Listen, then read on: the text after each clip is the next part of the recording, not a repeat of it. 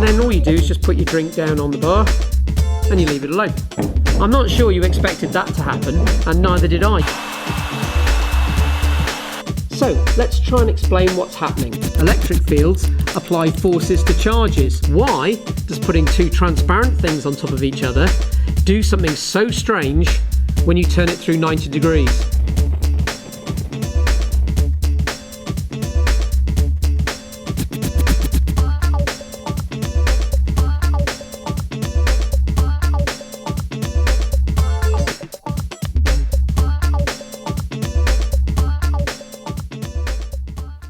Welcome back, and I've got another fun and unusual experiment for you today. What we're going to look at is whether we can use heat to communicate. You'll notice that Laika the space dog's not with us again. She's off travelling the world, and more of that at the end of the video.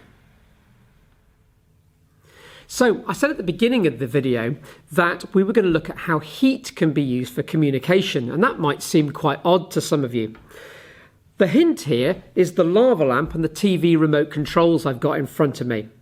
Now, if you think about it, a lava lamp gets hot, and even if we turned it off and you closed your eyes, you could still tell that it had been on, even if you held your hands at a distance, because some invisible waves come off it, and that's infrared radiation.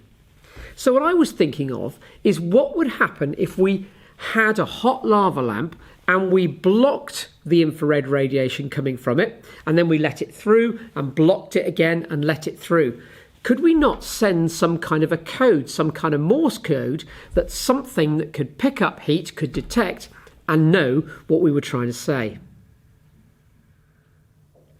So the heat coming off the lava lamp is infrared radiation, and I hope some of you have seen the film I've made on the electromagnetic spectrum, and you'll know that human eyes are not sensitive to infrared, though our skin can detect it as heat.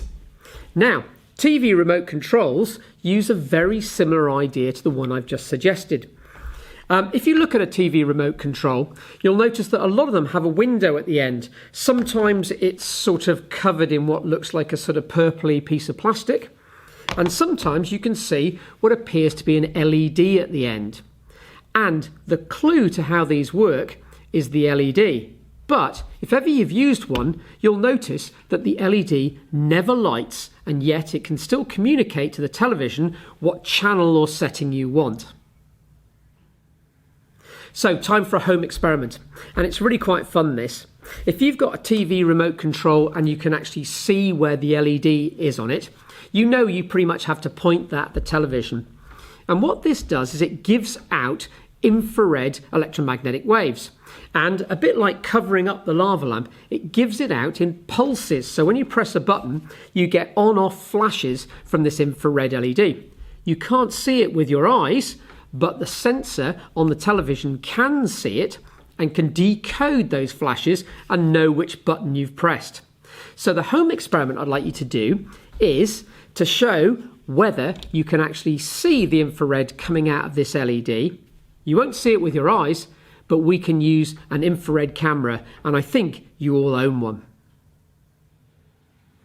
So I'm sure you all own a camera that is sensitive to infrared, and it's on your mobile phone. So the way you can do this at home, and you don't need to do it in a dark room, but I think it works better in a darkened room, is to switch on the video or camera mode on your phone.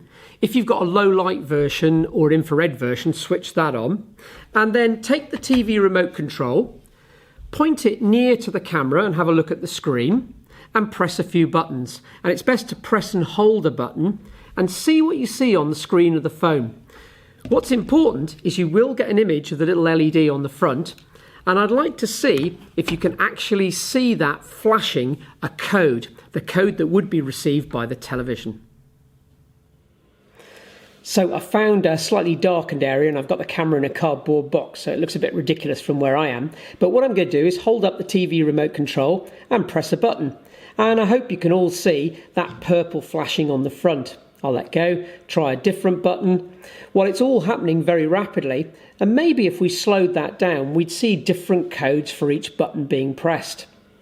The main thing to notice is the light isn't purple coming out of here. That's a colour that my camera turns it into so the invisible infrared can be seen by our eyes. So I hope you get that to work.